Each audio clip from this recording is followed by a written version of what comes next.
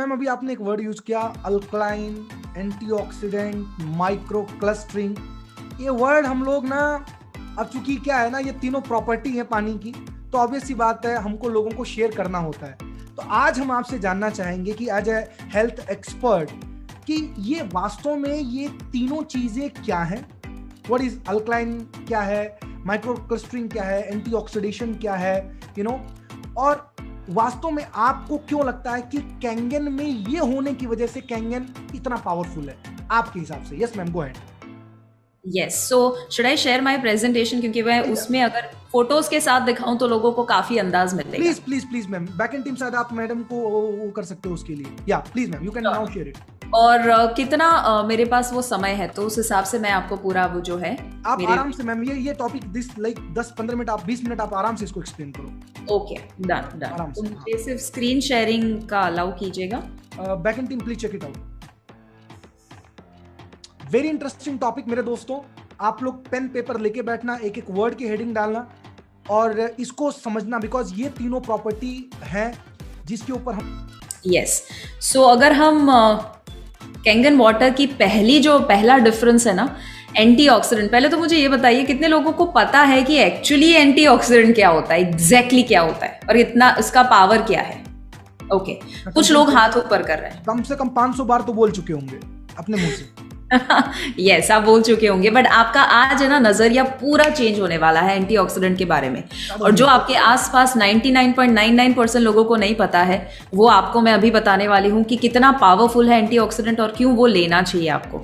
अब मुझे ये बताइए, यहाँ पर जो आपको दिख रहा है कि दो फोटोग्राफ्स है, दो तरह के, लेफ्ट साइड और राइट साइड, जिसमें आपको चेयर, बिल्डिंग वगैरह दिखेगा लेफ्ट साइड, और राइट साइड जो है उसमें आपको फोन और वगैरह कार जो है वो दिखेगा। द बेसिक डिफरेंस इज कि वो भी लेफ्ट साइड वाली चीजें हैं, वो सारी डेड चीजें हैं, और राइट साइड वाली लिविंग चीजें हैं, यानी कि जिंदा। उसे चलाने के लिए आपको कुछ देना पड़ेगा, राइट? एक बार बिल्डिंग बन गई उसके बाद उसे चलाने के लिए कुछ देने की जरूरत नहीं है। एक दरवाजा बन गया उसके बाद उसे चलाने के लिए कुछ नहीं चाहिए। बट हाँ, मोबाइल को, गाड़ी को, इंसानों को कुछ ना कुछ चाहिए ताकि वो जिंदा रह सके। अब जो लिविंग चीजें हैं उनको चलाने के लिए एनर्जी, इलेक्ट्रिसिटी या पावर चाहिए। सिंपल सा लॉजिक है। Yes ma'am. अब दो तरह की लिविंग चीजें होती है, जैसे कि मूविंग, यानी कि जो मूव कर सकती है, पोर्टेबल है, मोबाइल है, लैपटॉप है, और नॉन मूविंग यानी कि जो वायर्ड है, जैसे कि पर्सनल कंप्यूटर, टीवी वगैरह।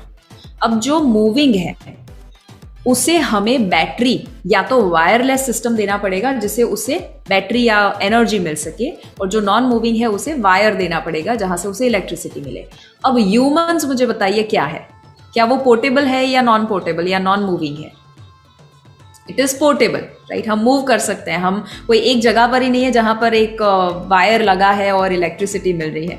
सो because we are a portable system, हमारे अंदर भी एक बैटरी सिस्टम है, और जहां पर भी बैटरी शब्द आता है तब दूसरा शब्द आता है, दैट इज वोल्टेज। वोल्टेज का मतलब होता है कुछ ऐसा जो आपको एनर्जी दे। जैसे मोबाइल में बैटरी लगी हुई होती है जिसकी वजह से वो चलता है और रेगुलरली उससे रिचार्ज करना पड़ता है। सिमिलरली हमारा शरीर भी बैटरी सिस्टम पर काम करता है। अब सवाल है कि वो वोल्टेज कौन जनरेट करता है? बैटरी क्या है शरीर का? तो जैसे मोबाइल की बैटरी होती है वैसे शरीर का बैटरी है सेल। क्योंकि अगर आप माइक्रोस्कोपिक लेवल पर देखें अपने हाथ को तो वैसे आपका हाथ दिखता है, बट माइक्रोस्कोपिक लेवल पर तो आपको वाइब्रेटिंग एनर्जी दिखेगी। बेसिकली अगर शरीर को खोला जाए तो अंदर कुछ नहीं है, वो है millions and trillions of cells. इतने सारे सेल्स, करोड़ों में सेल्स यानी कि कोश अवेलेबल है। अब ये जो कोश है वो एनर्जी जनरेट करते हैं, बैटरी है वो, बट वो मेजर कर सकते हैं हम वोल्टेज में। वोल्टेज को मेजर करने के लिए, जैसे आप पानी को मेजर करते हैं तो ml में करेंगे, लीटर में करेंगे, वजन को मेजर करेंगे तो किलो में करेंगे, वैसे बैटरी को, एनर्जी को मेजर कर सकते हैं मिलीवॉट्स में, जिसे हम MV कहते हैं, मिलीवॉट्स। अब ये शब्द है ना सबको पता होना चाहिए, MV यानी मिलीवॉट्स, बहुत ही सिंपल सा शब्द है। सो वोल्टेज मतलब मिलीवॉट्स। अब आपके सेल अगर हेल्दी है तो उसका वोल्टेज -20 से -25 मिलीवॉट्स के बीच में रहेगा, -20 to -25 मिलीवॉट्स। अगर वो मिलीवॉट्स कम हो जाए और प्लस में चले जाए, दैट मीन्स बीमारी आने की संभावना बढ़ जाती है। और दूसरा, हमारे बॉडी का सेल का pH 7.35 टू 7.45 के बीच में रहने के लिए बना है। अगर कोई इंसान को आप वाइब्रेटिंग, एनर्जेटिक, हेल्दी तरीके से देखते हैं, इसका मतलब है उसका सेल का पीएच स्लाइटली अल्कलाइन होता है। अब उसे मैं थोड़ा, इसका है ना फोटो निकाल देना, अगर आपको नहीं पता है तो इसका मतलब इसका रट्टा मान लीजिए। Okay okay, everybody please do that, take the screenshot everybody, सब लोग इसका स्क्रीनशॉट ले लीजिए एक बार।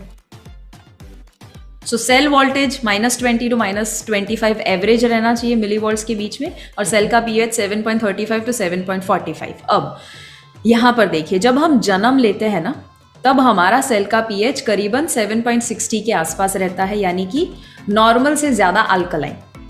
इसीलिए आप देखते हैं कि उन बच्चों का सेल वोल्टेज क्योंकि -35 है, हाई है सेल वोल्टेज, उसकी वजह से उनके बच्चों के अंदर एनर्जी हाई रहती है या लो? हाई रहती है। हाई रहती है। जब एक बुजुर्ग इंसान को देखेंगे आप, तो उनके अंदर की एनर्जी हाई रहती है या लो? ज्यादातर लो रहती है। क्यों? क्योंकि सेल के वोल्टेज डाउन हो चुके हैं। हम जैसे जैसे एडल्टहुड में जाते हैं, और अगर कोई हेल्दी एडल्ट है तो उसका सेल का वोल्टेज -25 के आसपास रहता है। बट जब हम थक जाते हैं ना, तब हमारे सेल के वोल्टेज डाउन हो जाते हैं। जैसे जब आपकी बैटरी थोड़ी सी मोबाइल की डाउन हो जाती है, तो वो थोड़ा सा फंक्शनिंग में आपको प्रॉब्लम करेगा। डिस्प्ले जो है उसका ब्राइटनेस कम कर देगा, आपको पूछेगा कि पावर सेविंग मोड में चला जाऊं या नहीं। सिमिलरली हमारा बॉडी भी जब थक जाता है -15 के आसपास, और जब बीमार हो जाता है तब -10 के करीब पहुंच जाता है। और अब मुझे ये बताइए कि -10 से भी कम होगा तो क्या होगा? What do you think? You will attract chronic problems in your body. But वो कैसे हम सेल का वोल्टेज कम करते हैं? सेल का वोल्टेज हम कम करते हैं, नंबर 1, जब हम सोते नहीं हैं। इररेगुलर स्लीप क्वालिटी, अगर हम 7-8 घंटे की एवरेज स्लीप नहीं लेते हैं, और ज़रूरी नहीं 7-8 घंटे क्वांटिटी होना चाहिए, अच्छी नींद आनी चाहिए उस समय में। आप 5 घंटे नींद लो बट आपको ऐसा लगे कि यार सुबह उठ के फ्रेश लगता है, then it is a good sleep. या रॉन्ग ईटिंग हैबिट्स, गलत खाना खाना, बैठे रहना, सिगरेट, शराब या कोई भी किस्म के एडिक्शंस होना, स्ट्रेस होना, पोल्यूशन और मेडिकेशन, ये सारी चीज़ें हैं जिससे सेल के वोल्टेज डाउन होते हैं। इसीलिए आप देखेंगे कोई भी इंसान अगर बीमारी है और दवाई ले रहे हैं, तो हमेशा याद रखिएगा, अगर सबसे बेस्ट सर्विस आप उनकी कर सकते हैं तो वो है उनकी दवाइयाँ बंद करना या कम करना, क्योंकि वो दवाइयाँ उनको और ज़्यादा बीमार बनाएगी अगर लॉन्ग टर्म लिया तो। हाँ, शॉर्ट टर्म डॉक्टर्स हमेशा है ना आपको ट्रीटमेंट दे सकते हैं, क्योर नहीं दे सकते, राइट? सो यहाँ पर काफ़ी सारे डॉक्टर हैं, वो भी अग्री करेंगे कि हमेशा वो भी सलाह देते हैं कि देखो लाइफस्टाइल में तो चेंज लाना ही पड़ेगा, अदरवाइज ये दवाइयाँ it is not the end, otherwise आपको ज़िंदगी भर उसे लेना ही पड़ेगा। So these are the reasons क्यों हम अपने सेल के वोल्टेज डाउन कर देते हैं।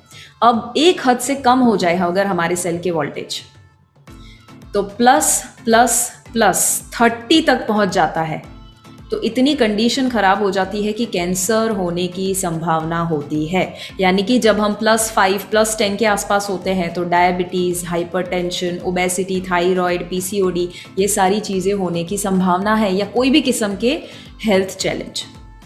अब अगर +30 यानी कैंसर, इसका मतलब क्या हुआ कि जब लो वोल्टेज हो जाता है तब बीमारी आती है, और अगर किसी को बीमारी है दैट मीन्स उसका बॉडी जो है वो लो वोल्टेज पे काम कर रहा है। कितने लोगों को इतना समझ में आया? ये मैं बहुत ज्यादा कॉम्प्लिकेटेड नहीं बता रही, बहुत ही आसान बता रही हूँ, राइट? बहुत सिंपल लैंग्वेज में। सो टू मेक इट सिंपल, कितने लोगों को क्लैरिटी मिली इस टॉपिक के ऊपर? एंटीऑक्सीडेशन की चैट बॉक्स में CLR टाइप करो, CLR टाइप कर दो चैट बॉक्स में। कितने लोगों को क्लैरिटी मिल गई है कि वोल्टेज, सेल्स, इन तमाम सारी चीजों को रिलेटेड, एंटीऑक्सीडेंट से related? Yes ma'am, thank you ma'am. Awesome awesome. So हमारा सेल का वोल्टेज क्या होना चाहिए? Everyone let's repeat so that you remember. -25 से लेकर यस, वोल्टेज उतना होना चाहिए। एंड हमारा सेल का पीएच कितना होना चाहिए? 7.35 से लेकर 7.45 पीएच। अगर वो है तो हेल्दी है। अगर हमारे सेल के वोल्टेज डाउन हो जाते हैं तो बीमारी आएगी या नहीं आएगी? बीमारी आएगी। सेल के वोल्टेज बढ़ते हैं यानी कि माइनस में चले जाते हैं, दैट मीन्स बीमारी जाएगी या नहीं जाएगी? जाएगी। ओके, सो हमें क्या करना है? सिंपल सा उसका लॉजिक है कि अगर हम बीमारी को दूर करना चाहते हैं, all we have to do is raise the voltage of your cells. In other words, नए सेल बनाइए, हेल्दी सेल बनाइए। सो इसके ऊपर है ना एक बहुत ही अमेजिंग शेयरिंग मैं बताना चाहूँगी। जेरी टेनेंट करके उन्होंने किताब लिखी है, हीलिंग इज़ वोल्टेज। मैं रेकमेंड करती हूँ आप ज़रूर ये किताब पढ़िए, हीलिंग इज़ वोल्टेज। ये किताब में ये डॉक्टर कहते हैं कि अगर आप हमेशा हेल्थ को मेंटेन करना चाहते हैं तो आपको दवाइयाँ लेने की ज़रूरत नहीं है, आपको सिर्फ और सिर्फ एक चीज़ करनी है और वो है नए सेल बनाइए। और नए सेल बनाने के लिए मैंने यहाँ पर रेड में लिखा है आपको कितना वोल्टेज चाहिए, -50 मिलीवॉल्ट्स। कितना चाहिए? -50 मिलीवॉल्ट्स ओनली। सिर्फ -50 मिलीवॉल्ट्स मिल जाता है तो आपके सेल रीजनरेट और नए हैं और हेल्दी सेल बनना शुरू हो जाते हैं। अब अगर ये समझ में आया तो ये पूरा चार्ट, अगर इसका भी फोटो निकालना चाहे निकाल दीजिए कि -50 मिलीवॉल्ट्स वोल्टेज मिल जाता है, वो इंसान का रिकवरी और हीलिंग होना शुरू हो जाता है। और अगर आप ये समझ पाए हैं तो एक इंपॉर्टेंट क्वेश्चन, कैंगन आपको कितना मिलीवॉल्ट देता है वो मालूम है? दोस्तों चैट बॉक्स में टाइप कीजिए, वेरी पावरफुल क्वेश्चन, प्राउड होगा आपको फिर से अपने आप पे। कुछ लोग लिख रहे हैं, right? Yes yes, they are writing. Yes yes yes. अब आप हैरान हो जाएंगे और अब आपको पता चलेगा कितना पावरफुल है वो। सिर्फ आप जब कहते हैं ना कि इतना मिलीवॉल्ट देता है कैंगन वाटर, उसे आपको इतना एम्फसिस के साथ कहना चाहिए ना, सामने वाला हिल जाना चाहिए, अरे बाप रे इतना बड़ा देता है। वो आपको देता है, कैंगन वाटर आपको देता है -400 से लेकर -850 मिलीवॉट्स। -400 से लेकर -850। मैम, नए सेल को जनरेट करने के लिए, उसको प्रॉपर फंक्शनिंग करने के लिए भी हमको जरूरत पड़ती है मैक्सिमम -50। यस। और कैंगन हमको देता है -400 टू -850, मतलब उसका कम से कम 8 से 12 गुना ज्यादा। यस। वाओ। मतलब है हैलोजन बल्ब और अपन अभी तक उसको 2 वोल्ट के जो है बल्ब की तरह दिखा रहे थे। एवरीबॉडी आपको पता है, आप ये सारी चीजें अगर आप जेरी टेनेंट को बताओ या ऐसे लोगों को बताओ जिनको सही में पता है कि सेल्यूलर लेवल पर अपने बॉडी को चेंज कैसे करना, वो हैरान हो जाते हैं। और इसीलिए यहाँ पर मैं नाम तो नहीं दूंगी, बट आपको पता है कि कितने ऐसे सेलिब्रिटीज हैं और कितने ऐसे हेल्थ एंथुजियास्टिक लोग हैं, कितने ऐसे डॉक्टर हैं जो कैंगन को प्रमोट करते हैं। हाँ, yes, और वो ऐसे डॉक्टर हैं जो सही में पेशेंट की हेल्थ सही में अच्छी करना चाहते हैं। डॉक्टर हिरोमी शिन्या का आप जानते हैं, right? One of the greatest doctors that the world has ever seen. वो अगर इसे रेकमेंड करते हैं ना तो दूसरा थॉट ही नहीं आना चाहिए। वो अपने सभी पेशेंट्स को रेकमेंड करते हैं। आई मीन मैम थोड़ा इस पॉइंट को थोड़ा स्पेसिफाई करो तो थोड़ा। यहाँ पे बहुत सारे ऐसे लोग हैं, उनके गली के 4 डॉक्टर उनको मना कर देते हैं, बोलते हैं नहीं ये नहीं लेना चाहिए, ये बेकार होता है। और मैम थोड़ा सा एम्फेसाइज करना इस पॉइंट को कि 4 डॉक्टर ने मना कर दिया, सर मेरे जो डॉक्टर है ना, पर्सनल डॉक्टर, वो मेरे को मना कर रहे हैं, इसलिए मेरे को कैंगन मशीन मेरे घर में नहीं लगाना है। मैम थोड़ा सा स्पेसिफाई करो मैम इस पॉइंट। मैं आपको है ना कल की ही बात बताती हूँ। कल ही मेरे घर पे एक डॉक्टर आए थे, वैसे 2 लोग डॉक्टर्स थे, बट उसमें से एक 71 ईयर ओल्ड डॉक्टर और बहुत वेटरन डॉक्टर, मतलब बहुत ही रेप्यूटेड डॉक्टर थे। तो उनके साथ जब मेरी बात हुई, करीबन 9:30 के आसपास मेरी बात हुई और तब कैंगन की बात निकली। उन्होंने मुझे क्या बोला पता है? शिवांगी देखो, अभी ये जो कोरोना का समय आया है ना, इतना समझ चुके हैं कि जो गली पे रहने वाले लोग हैं ना, उनको कुछ नहीं होता, बट जो बड़े बड़े लोग होते हैं ना, उनको बहुत प्रॉब्लम होता है। ठीक है, अब उनका ये एनालिसिस था। तो मैंने पूछा, अच्छा क्या लगता है आपको, क्यों ऐसा हुआ? तो बोले हम लोग है ना अपनी इम्यूनिटी बहुत ज्यादा है, क्योंकि हम सिर्फ और सिर्फ हेल्दी लाइफस्टाइल फॉलो करते हैं। अब उनको जब मैं देख रही थी, ठीक है, अब उन्होंने अपना नजरिया बताया, बट ये बिल्कुल गलत है। पहले तो मैं बता दूं, किसने कहा कि स्ट्रीट वाले लोगों को प्रॉब्लम नहीं हुआ? हमारे घर में जितने भी मेड है ना, 5 मेड में से 4 मेड को कोरोना इतना खराब हिट किया था। बट प्रॉब्लम क्या है, बड़े लोगों का न्यूज में आ जाता है। ये लोग जो होते हैं बहुत ज्यादा निग्लेक्ट कर देते हैं। Very true. तो ऐसा नहीं है। लोग ये कहते हैं, बहुत सारे डॉक्टर्स, कुएं का पानी पियो और ऐसा पानी पियो जो इम्यूनिटी बढ़ाए। अरे आपको पता है वो कितना डैमेज कर सकता है आपको? सो लोगों की तो छोड़ो, मैं जितने डॉक्टर्स को मिलती हूँ ना, नंबर 1 मैं क्या देखती हूँ पता है? उनका पेट बड़ा है क्या, वो कोई दवाई ले रहे हैं, तो उनकी सलाह सुननी ही नहीं है। बहुत सही। अगर खुद ही डॉक्टर है और लोगों को सलाह वो देते हैं, तो खुद अनहेल्दी कैसे रह सकते हैं? तो अगर आप ऐसे डॉक्टर को मिलते हैं ना जो खुद बड़ा सा पेट लेकर, टायर लेकर, और उस पर चाय भी पी सकते हैं, उतना अच्छा सा टायर उन्होंने बनाया हुआ है, और अगर वो खुद दवाई लेते हैं ना, तो कभी भी उनकी मत सुनिए। बट हाँ, कुछ लोग ऐसे डॉक्टर्स होते हैं जो सही में हेल्थ कॉन्शियस होते हैं, बट अगर फिर भी वो मना करे, इसका मतलब सिंपल है कि उनको अभी तक कैंगन का पावर मालूम नहीं है। और इतना हमेशा याद रखिए, फ्यूचर में लोग है ना हमेशा रिएक्टिव होते हैं, यानी जब भीड़ चली जाएगी ना कैंगन के पीछे, तब सारे डॉक्टर समझने वाले हैं इसका पावर। अब तक लोग नहीं समझ रहे हैं। क्यों नहीं समझ रहे हैं? क्योंकि प्रॉब्लम डॉक्टर का नहीं है, प्रॉब्लम थिंकिंग का है। वो डॉक्टर हो, इंजीनियर हो, लॉयर हो, उससे क्या फर्क पड़ता है? थिंकिंग तो वही है ना। अद्भुत, अमेजिंग, अमेजिंग। सो इसका मतलब मैं ये कह सकता हूं कि हमारे आंख बंद कर लेने से आसमान से सूरज गायब नहीं हो जाता। बिल्कुल बिल्कुल। अगर हमको इंफॉर्मेशन नहीं है, अगर जानकारी नहीं है, तो इसका मतलब ये नहीं कि वो चीज सही नहीं है।